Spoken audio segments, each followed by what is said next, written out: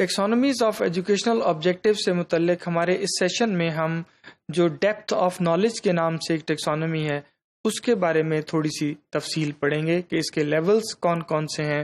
اور ان لیولز کو میئر کرنے کے لیے اگر ہمیں کوئی سوالات بنانے ہوں تو وہ کس طرح کے ورب سے ان کا آغاز ہوتا ہے۔ اس میں اس کے ڈی او کے اب اس کو ہم لکھیں گے آئندہ ڈیپتھ آف نالج، اس کے 4 لیولز آف لرننگ، یعنی یہ آپ کی لرننگ کو بچوں کی 4 لیولز میں ڈیوائڈ کرتا ہے: recall, skill, public concept, strategic thinking اور ایکسٹینڈیڈ تھنکنگ۔ ان میں ریکال سب سے آسان یا کہہ لیں لوئسٹ لیول آف لرننگ ہے، اور اس میں ایکسٹینڈیڈ تھنکنگ جو ہے وہ سب سے ہائیسٹ لیول آف لرننگ کہلاتا ہے۔ اس ٹیکسانومی کے مطابق اگر آپ اس کو ایک ٹرائنگل کی شکل میں دیکھیں تو آپ دیکھیں اس کا سب سے جو لوئسٹ لیول ہے ریکال اینڈ پروڈکشن ہے، اور جوں اوپر چلتے جائیں تو یہ ہائر آرڈر لرننگ کہلاتی ہے، اور اس میں ہائر آرڈر لرننگ کا سب سے بڑا لیول جو ہے وہ ایکسٹینڈیڈ تھنکنگ کے نام سے لکھا ہوا ہے۔ یہ تصویر جو ہے، یہ شکل، یہ آپ کو اس کی ہائرارکی یاد رکھنے میں ہیلپ کرے گی۔ اب ہم ان میں سے باری باری ایک ایک کو لے کے اس کو سمجھتے ہیں۔ دیکھیں، ڈیپتھ آف نالج میئرز، اس سے میئر کیا ہوتا ہے، یعنی کوشش کیا ہے، اس ٹیکسانومی کے پیچھے فلسفی کیا تھی۔ اس میں یہ ہے کہ اسیسمنٹ کے دوران اسٹوڈنٹ اپنی لرننگ کو کس حد تک ڈیمونسٹریٹ کر سکتا ہے، اپنی لرننگ کو کس حد تک بیان کر سکتا ہے، تاکہ ہم اس کے بیان کردہ جواب کے نتیجے میں یہ فیصلہ کر سکیں کہ اس کی لرننگ میں کتنی ڈیپتھ پائی جاتی ہے۔ ٹھیک ہے، یہ دیکھنے کے لیے اس فلسفی کے تحت اس ٹیکسانومی کو ترتیب دیا گیا، اور اس کی بنیاد یعنی ڈیپتھ آف لرننگ جو ہے اس کا مطلب ہم اس کو کہاں سے ڈرا کرتے ہیں، ہم اس کو اپنے کریکولم میں دیے گئے آبجیکٹیوز میں سے ڈرا کرتے ہیں۔ اب اس کے پہلا لیول جو اس نے کہا ریکال، دیکھیے تو ریکال سے مراد ہے کہ فیکٹس کو، انفارمیشن کو،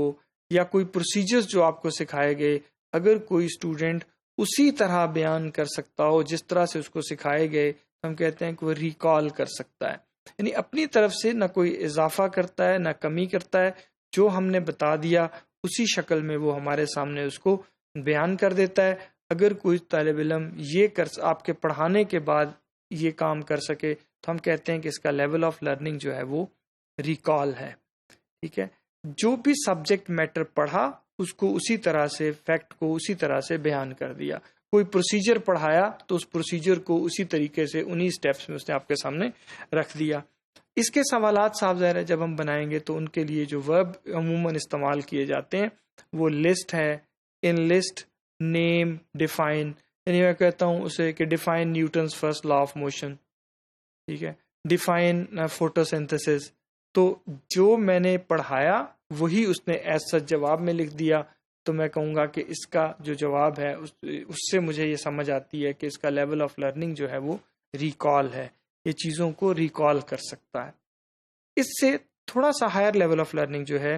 جس میں ہمیں یہ اندازہ ہو سکے کہ اسٹوڈنٹ نے اس کے اندر کچھ اپنی طرف سے انپٹ، اس کا مینٹل انگیجمنٹ ہمیں اس میں نظر آئے۔ دیکھیے، جو چیز میں آپ کو پڑھاؤں اور آپ اسی طرح میرے سامنے بیان کر دیں تو مجھے یہ سمجھ نہیں آتی کہ جو آپ کہہ رہے ہیں یہ آپ میری بات کو سمجھ کے ایسا کہہ رہے ہیں،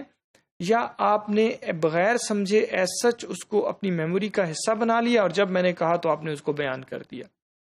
جب بھی اسٹوڈنٹ ان لفظوں کو اپنے لفظوں میں بیان کرے گا تو اس کا مطلب یہ ہوگا کہ جو چیز اس نے مجھ سے سنی وہ اس کے دماغ میں کہیں پروسیس ہوئی، سمجھ آئی، تو ہی وہ اپنے الفاظ میں اس کو میرے سامنے لکھتا ہے، میرے الفاظ سے ہٹ کے نئے الفاظ میں وہ اس کو بیان کرتا ہے۔ جب کوئی اسٹوڈنٹ یہ کام کرے گا تو ہم کہیں گے کہ اس کا لیول آف لرننگ جو ہے وہ اسکل، یا اس کو کانسیپٹ کہہ لیں کہ اس کو کانسیپٹ سمجھ آ گیا ہے۔ ٹھیک ہے، اس میں سوالات اگر میں پوچھوں گا تو ان سوالوں کے پہلے الفاظ ایسے ہو سکتے ہیں کہ draw a graph of this thing, یا elaborate information given in a graph, separate کرنا چیزوں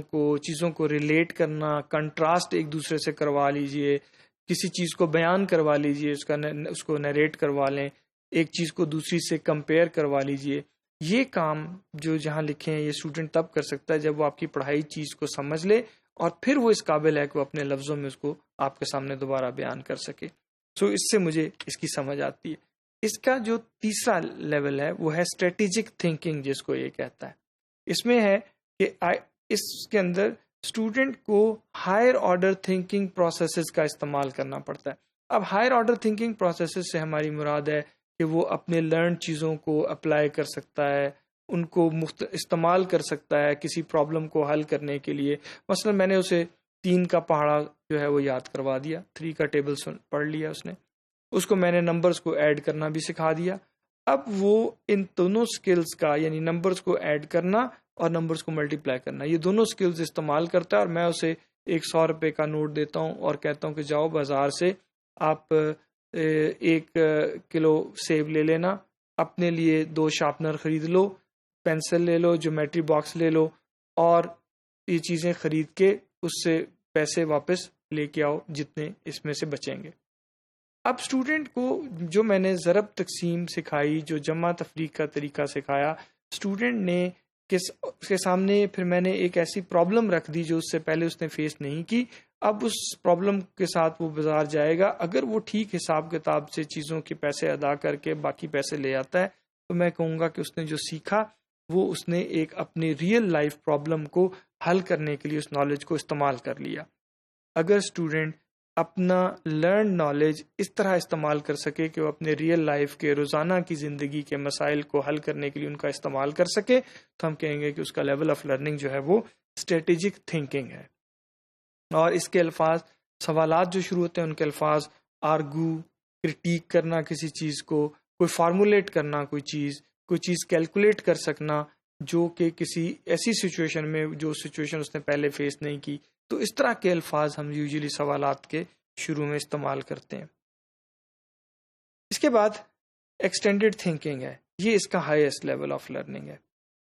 اس کا مطلب ہے کہ learning outcomes of this level demand extended use of higher order thinking. Extended use سے مراد کیا ہے کہ اب وہ اپنی سیکھی ہوئی چیزوں کی افادیت زندگی میں جو ہے وہ اس کو سوچنے کے قابل ہو جاتا ہے.